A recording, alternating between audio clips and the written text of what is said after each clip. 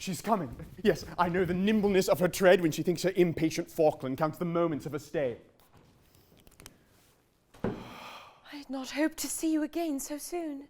Could I, Julia, be contented with my first welcome, restrained as we were by the presence of a third person? Oh, Faukland, when your kindness can make me thus happy, let me not think that I discovered something of coldness in your first salutation. 'Twas but your fancy, Julia. I was rejoiced to see you in such health.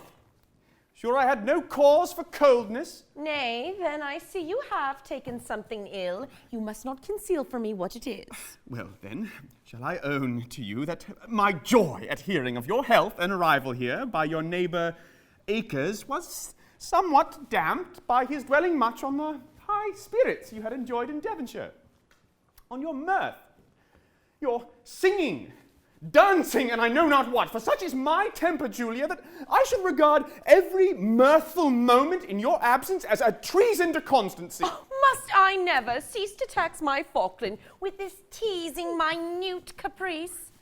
Can the idle reports of a silly bore weigh in your breast against my tried affections? They have no weight with me, Julia, no.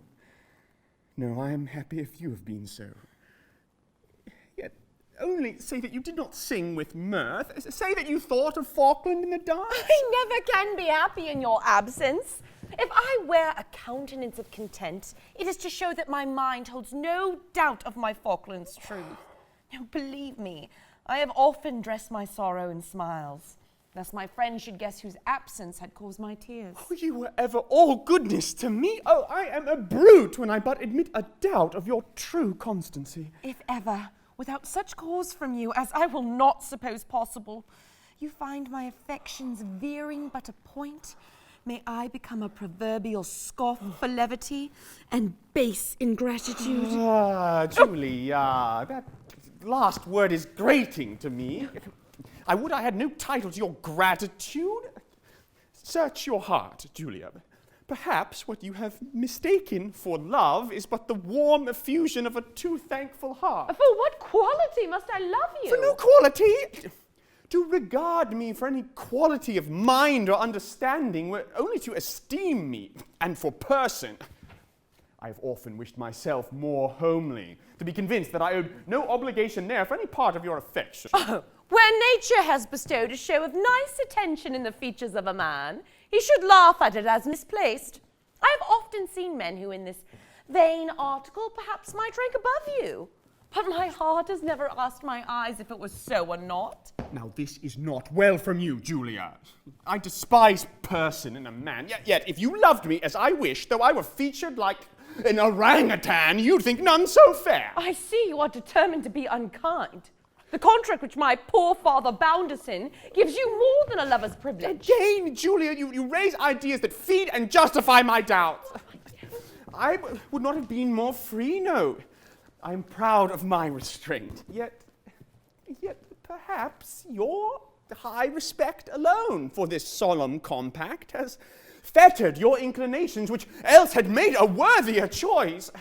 How shall I be sure, had you remained unbound in thought and promise, that I should still have been the object of your persevering love? Then try me now. Let us be free as strangers as to what is past. My heart will not feel more liberty. There now. So hasty, Julia, so anxious to be free. If your love for me were fixed and ardent, you would not lose your hold even though I wished it. You torture me to the heart. I cannot bear it. I do not mean to distress you.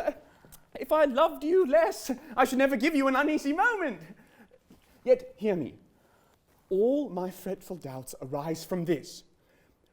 Women are not used to weigh and separate the motives of their affections. The cold dictates of prudence, and gratitude, and filial duty may sometimes be mistaken for the pleadings of the heart. I know not whither your insinuations would tend, but as they seem pressing to insult me, I shall spare you the regret of having done so. I have given you no cause for this. In tears? Stay, Julia, but for a moment. The door is fastened. Julia, my love, but for one moment. I'll wait until her just resentment is abated, and when I distress her so again, may I lose her forever.